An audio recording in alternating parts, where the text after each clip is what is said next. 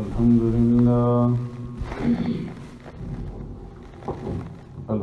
لله نحمده ونستعينه ونستغفره ونؤمن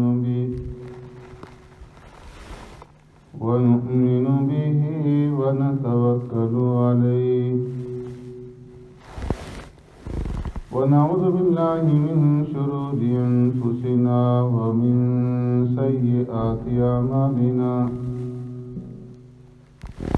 من يهده الله فلا مضل له ومن يضلل فلا هادي له ونشهد أن لا إله إلا الله وحده لا شريك له ونشهد أن سيدنا وسندنا ونبينا ومولانا محمدا عبده ورسوله أرسله الله إلى كافة للناس بشيرا ونذيرا وداعيا إلى الله بإذنه وسراجا منيرا أما بعد فقد قال الله تبارك وتعالى في القرآن المجيد والفرقان الحميد فأعوذ بالله من الشيطان الرجيم بسم الله الرحمن الرحيم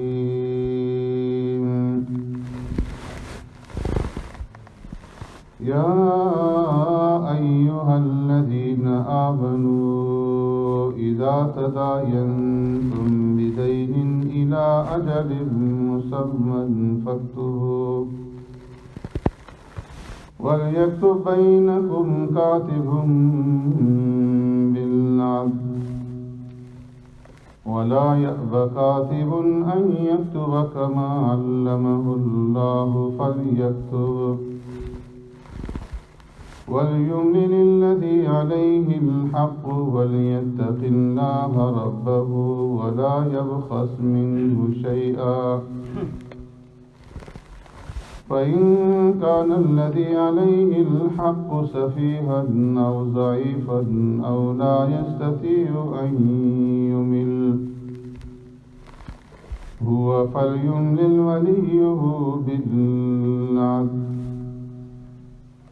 واستشهدوا شهيدين من رجالكم فإن لم يكونا رجلين فرجل وامرأتان ممن ترضون من الشهداء أن تضل إحداهما فتذكر إحداهما الأخرى صدق الله مولانا العظيم يا رب صل وسلم دائما أبدا على حبيبك خير الخلق كلهم هو الحبيب الذي ترجى شفاعته لكل هول من الأهوال مقتحم يا أيها الذين آمنوا إيمان والو إذا تداينتم بدين جب تم आपस में मामला करो उधार का इला अजलिम मुसम्मा एक वक्त मुकर्रर तक फक्तुबू बस लिख लिया करो उसे वलयक्तुब बैनकुम कातिबुम बिल-अद्ल और चाहिए कि लिखे तुम्हारे दरमियान कातिब अदल और इंसाफ के साथ वला यअब कातिबुन अन यक्तुब कमा अल्लमहुल्लाह और न इनकार करे लिखने वाला लिखने से جیسے کہ سکھلایا اسے اللہ تبارک و تعالی نے. فَلْيَكْتُبْ بس چاہیے اسے کہ وہ لکھے. وَلْيُمْلِلِ الَّذِي عَلَيْهِ الْحَقُّ اور املا کرے اس پر وہ آدمی جس پر حق ہے. وَلْيَتَّقِ اللَّهَ رَبَّهُ اور چاہیے کہ وہ ڈرے اللہ سے جو اس کا رب ہے. وَلَا يَبْخَسْ مِنْهُ شَيْئًا اور نہ کمی کرے اس میں کچھ بھی. فَإِنْ كَانَ الَّذِي عَلَيْهِ الْحَقُّ سَفِيهًا پس اگر ہے وہ آدمی جس پر حق ہے بے عقل او ضعیفاً یا کمزور او لا یستطیع ان یمل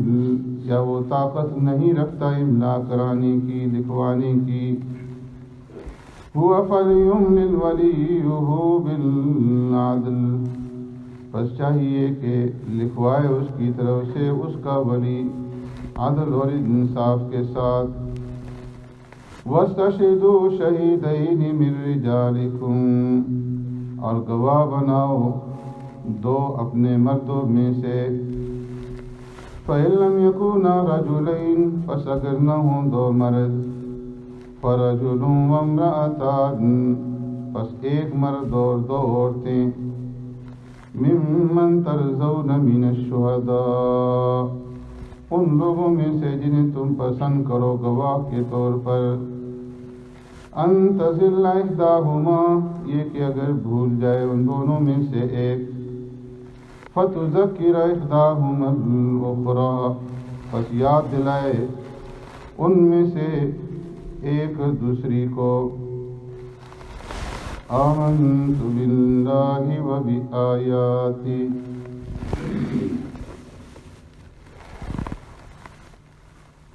اے محترم دوستو بزرگوں بھائیو،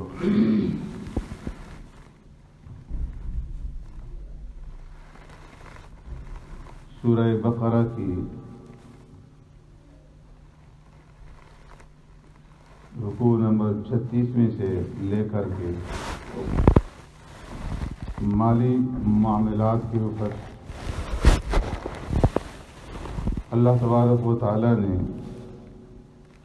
احکامات بیان فرمائے ہیں. اس سے پہلے آپ کے سامنے ان مالی معاملات میں سے صدقہ اور خیرات کے بارے میں جو اللہ نے احکامات بیان فرمائے ان کا ذکر ہوا، اور اس کے بعد پھر اللہ رب العزت نے سود سے متعلقہ احکامات بیان فرمائے. سود کی حرمت کے بارے میں ذکر کیا گیا اور شدت کے ساتھ سودی لین دین اور سودی معاملات سے روکا گیا. اب اس رکوع کے اندر اللہ تبارک و تعالی جو لین دین ادھار اور قرض کے معاملات ہیں ان کے بارے میں ذکر فرما رہے ہیں. جب اللہ رب العزت نے سودی معاملات سے سختی کے ساتھ روک دیا اور اس بات کی ترغیب دی کہ تم صدقہ اور خیرات کرو.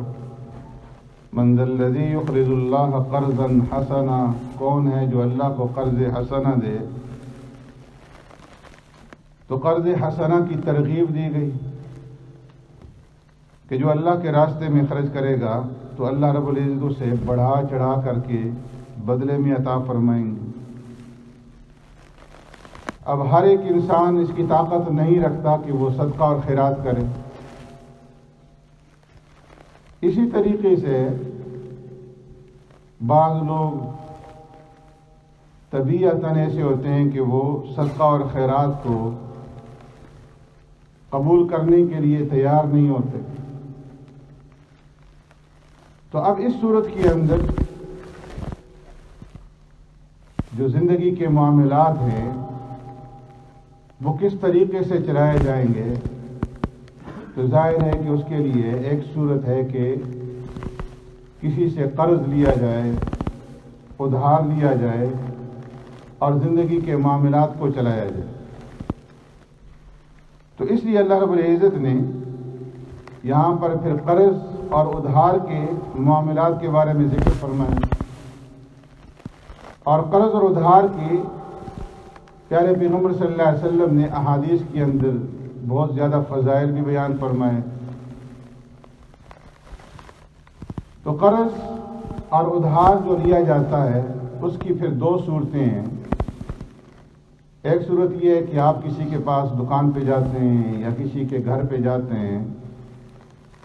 کوئی چیز اس سے ادھار لیتے ہیں، آپ کے پاس رقم نہیں ہے، قیمت ادا کرنے کے لیے نہیں ہے، آپ نے اس سے چیز لے لی اور ایک مدت متعین کر دی کہ اتنے عرصے کے بعد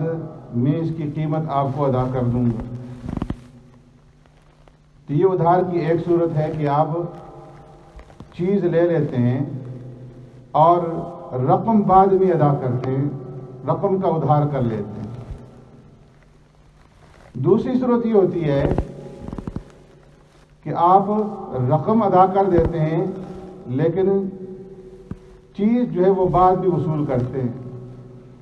دکاندار نے کہا کہ اس وقت میرے پاس وہ چیز موجود نہیں ہے، میں بعد میں منگوا کر کے تمہیں دے دوں گا، آپ رقم اسے دے دیتے ہیں اور چیز بعد میں لیتے ہیں۔ تو یہ دونوں جو صورتیں ہیں شریعت کے اندر، یہ دونوں صورتیں جائز، دونوں طریقے سے ادھار لینا اور اس طریقے سے ادھار کا معاملہ کرنا جائز۔ ایک تیسری صورت ہے کہ آپ کے پاس رقم نہیں اور جس کے ساتھ آپ معاملہ کر رہے ہیں اس کے پاس چیز نہیں ہے، اور وہ کہتا ہے کہ اتنے عرصے کے بعد یا جب میری فصل تیار ہوگی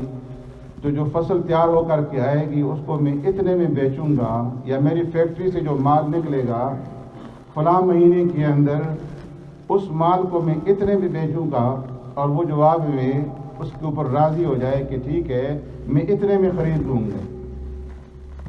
تو یہ شریعت کے اندر جائز نہیں۔ تو اللہ رب العزت نے فرمایا کہ اے ایمان والو اذا تداینتم بدین، جب تم آپس میں ایک دوسرے کے ساتھ معاملہ کرو، دین کا، ادھار کا، قرض کا۔ یہاں پر تھوڑی سی بات اور سمجھ لیجئے کہ قرض اور ادھار میں تھوڑا سا فرق ہے۔ عام طور پر جو قرض دیا جاتا ہے اس کو بھی ادھاری کے اندر شمار کیا جاتا ہے، لیکن فرمایا کہ قرض جو ہے یہ خاص ہے اور ادھار دین یہ عام ہے۔ قرض کا اطلاق صرف رقم کے اوپر ہوتا ہے کہ آپ کسی کو رقم جو ہے وہ قرض دیتے ہیں یا قرض لیتے ہیں تو اس کو قرض کہا جاتا ہے، اور ادھار جو ہے یہ عام ہے کہ چاہے آپ رقم لیں یا آپ کوئی اور چیز لے لیں، اجناس میں سے گندم لے لیتے ہیں، چاول لے لیتے ہیں، یا آپ جو ہے گاڑی لے لیتے ہیں یا مکان لے لیتے ہیں یا زمین لے لیتے ہیں اور رقم بعد میں ادا کرتے ہیں، تو اس کو ادھار کہا جاتا ہے۔ ادھار کا جو اطلاق ہے یہ عام چیزوں کے اوپر ہوتا ہے، اور قرض یہ صرف مخصوص ہے روپے پیسے کے ساتھ، پاؤنڈ اور ڈالر کے ساتھ، جو نقدی کی صورت کے اندر جو معاملہ کیا جاتا ہے اس کے اوپر قرض کا اطلاق ہوتا ہے۔ تو فرمایا کہ یا ایھا الذین آمنوا اذا تداینتم بدین، کہ جب تم آپس میں معاملہ کرو ادھار کا، الی اجل مسمی، تو سب سے پہلی یہ بات یاد رکھیں کہ جب آپس میں ادھار کرو ایک دوسرے کے ساتھ تو ادھار ایک مقررہ مدت تک ہونا چاہیے۔ جب ادھار کرو تو اس وقت میعاد بھی مقرر کر دو کہ اتنی میعاد تک میں تمہیں قرض دے رہا ہوں، ادھار دے رہا ہوں۔ فرمایا کہ میعاد مبہم نہیں ہونی چاہیے بلکہ متعین ہو، معلوم ہو کہ فلاں مہینے کی فلاں تاریخ کو فلاں سن کے اندر، یعنی دسمبر کی 18 تاریخ کو 2018 کا جو دسمبر ہے اس کے اندر میں آپ کو دوں گا، تاریخ بھی معلوم ہو اور مہینہ بھی معلوم ہو، سن بھی معلوم ہو، اِلیٰ اجل مسمى، مبہم نہ ہو، جس طریقے سے زمانہ جاہلیت کے اندر ہوتا تھا کہ لوگ مبہم طریقے سے لین دین ادھار کیا کرتے تھے کہ جب فصل کٹ کر تیار ہوگی اس وقت میں آپ کو یہ چیز واپس کروں گا، یا اونٹنی گابن ہوگی تو اس وقت واپس کروں گا، یا میرا باپ جو ہے فلاں جگہ سے واپس آئے گا، یا میرا بیٹا آئے گا تو میں یہ چیز جو ہے اس وقت واپس کروں گا، یا گرمیوں کے اندر یا سردیوں کے اندر یا موسم خزاں میں۔ تو فرمایا کہ یہ مبہم ہے، جب میرے باغ کا پھل تیار ہو جائے گا اس وقت میں یہ چیز واپس کروں گا، یہ مبہم ہے۔ تو ادھار کے اندر ابہام نہیں ہونا چاہیے، بلکہ واضح ہو، مدت متعین ہو، تاریخ متعین ہو اور مہینہ متعین ہو، سن متعین ہو۔ تو اِلیٰ اجل مسمى، جب آپس میں ادھار کا معاملہ کرو تو سب سے پہلی چیز یہ ہے کہ مدت متعین کر دو کہ فلاں مدت کے اندر یہ چیز جو ہے میں دوں گا یا میں لوں گا۔ فاکتبوا، اب فرمایا کہ اس کے بعد جب تم ادھار کا معاملہ کرو تو اس کو لکھ لو، اس لیے کہ جو چیز لکھی جاتی ہے وہ محفوظ رہتی ہے اور انسان نزاع سے اور جھگڑوں سے بچ جاتا ہے، اور انسان ہے ہی خطا کار، اور انسان مرکب من الخطاء والنسیان، بھول بھی جاتا ہے، خطا بھی ہو جاتی ہے۔ سعید ابن مسیب رحمۃ اللہ تعالی علیہ فرماتے ہیں کہ اس آیت کریمہ کی پیارے پیغمبر صلی اللہ علیہ وسلم نے تلاوت فرماتے ہوئے ارشاد فرمایا کہ سب سے پہلے جو بھولنے والے ہیں اور خطا کرنے والے ہیں وہ حضرت آدم علیہ السلام ہیں۔ اسی لیے اولاد آدم سے بھول بھی ہو جاتی ہے اور خطا بھی ہو جاتی ہے۔ لما خلق اللہ آدم فمسح ظہرہ واستخرج منہ ذریہ، اللہ رب العزت نے آدم علیہ السلام کو پیدا فرمایا اور آدم علیہ السلام کی پشت پر اپنا ہاتھ مارا تو اس سے آدم علیہ السلام کی ساری ذریت نکل آئی جو قیامت تک آنے والی تھی۔ اللہ رب العزت نے اولاد آدم کو آدم علیہ السلام کے سامنے پیش کیا تو آدم علیہ السلام نے عرض کیا کہ اے اللہ، من ہؤلاء، یہ کون لوگ ہیں؟ اللہ نے فرمایا کہ اے آدم، یہ تمہاری ذریت ہے، یہ تمہاری اولاد ہے۔ تو فرمایا کہ سارے انسانوں کی جو پیشانی ہے، اس پیشانی کے اوپر ایک نور تھا، چمک۔ آدم علیہ السلام نے دیکھا کہ اس ساری مخلوق میں سے ایک آدمی ایسا ہے کہ جس کی چمک اور جس کی نورانیت انتہائی واضح ہے، روشن ہے، تر و تازہ ہے۔ اللہ سے پوچھا کہ اے اللہ، یہ کون ہے؟ فرمایا کہ اے آدم، یہ تمہاری بعد میں آنے والی جو امتیں ہیں ان میں سے تمہارا بیٹا ہے جس کا نام داؤد ہو۔ عرض کیا اللہ، ان کی عمر کتنی ہوگی؟ فرمایا 60 سال۔ عرض کیا اللہ، اگر ان کی عمر کے اندر اضافہ کر دیں؟ اللہ نے فرمایا کہ ایسا تو نہیں ہو سکتا، ہاں اگر تم اپنی عمر میں سے دینا چاہو تو آدم علیہ السلام نے فرمایا کہ میری عمر کے 40 سال جو ہیں وہ ان کو دے دیے جائیں۔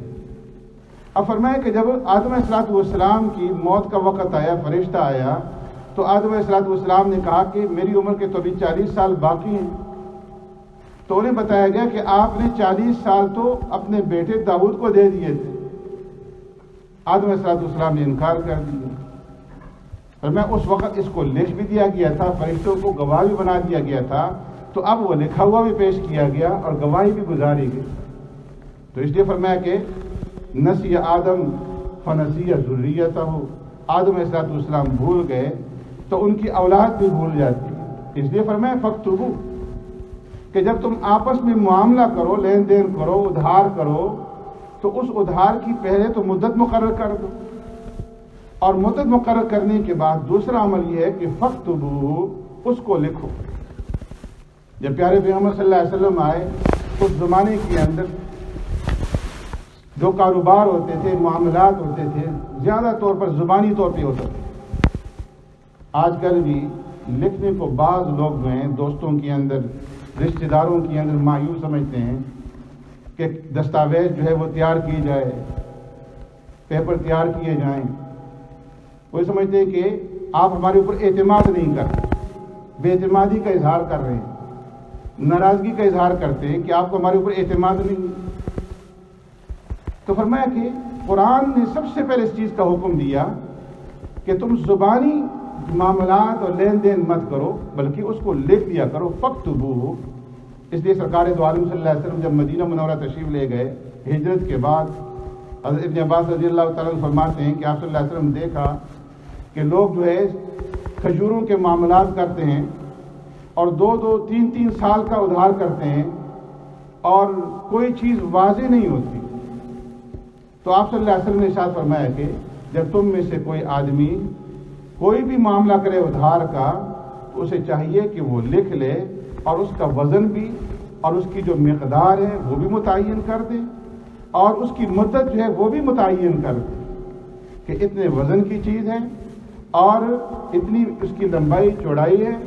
اور اتنے عرصے کے اندر جو ہے اس چیز کو واپس کیا جائے گا۔ سبحانک اللہم و بحمدک، نشہد ان لا الہ الا انت، نستغفرک۔